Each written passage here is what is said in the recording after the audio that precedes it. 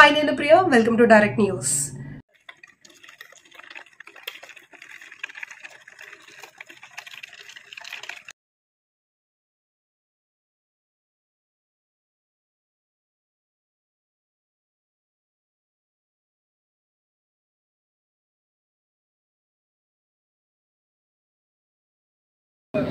మేము ఈరోజు మహబూబ్నగర్ పోవాలి.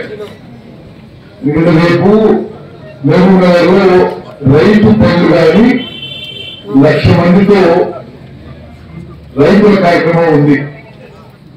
నేను రాత్రి అనుకుని పొద్దున హెలికాప్టర్ దిగిన సరే ఇక కొన్ని పనులు చూసుకోవడానికి పోదామని సరే చూసుకుంటూ లేట్ అయిపోయింది.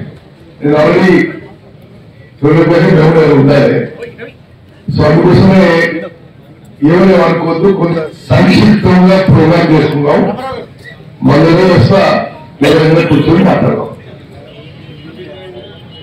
నిరంతరం నేను ఎక్కడున్నా ఎక్కడ తిరుగుతున్నా, హైదరాబాద్ లో ఉన్నా, ఢిల్లీలో ఉన్నా, విదేశాల్లో ఉన్నా, హుజూర్ నగర్ కాన్స్టిట్యున్సీకి ఎట్లా మేలు చేయాలి, హుజూర్ నగర్ ప్రజల జీవితాల్లో ఎట్లా మార్పు చేయాలని ఒక నిరంతర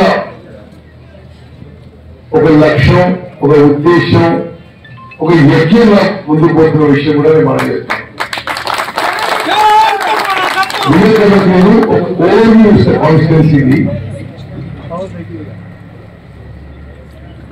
ఇప్పుడు ఆల్మోస్ట్ 11 నెలలు మనం చేసి, ఈ 11 నెలల్లో నాకున్న అంచనాల్లో గత 10 ఏళ్ళ కంటే 10 రెట్లు ఎక్కువ పని చేసాం. ఇదే ఉదాహరణకి నాకు ఎప్పటి నుంచి ఉందంటే government schools, government education institutions improve చేయాలి.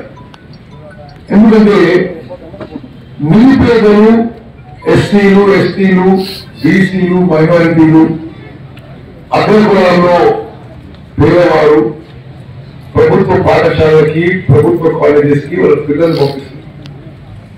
వాళ్ళకి ఒక మంచి క్వాలిటీ ఎడ్యుకేషన్ ప్రొవైడ్ చేయడం మనం చేసే అన్ని పనులలో ఎక్కువ సాధకంగా ఉంటుందని నేను భావిస్తున్నాను.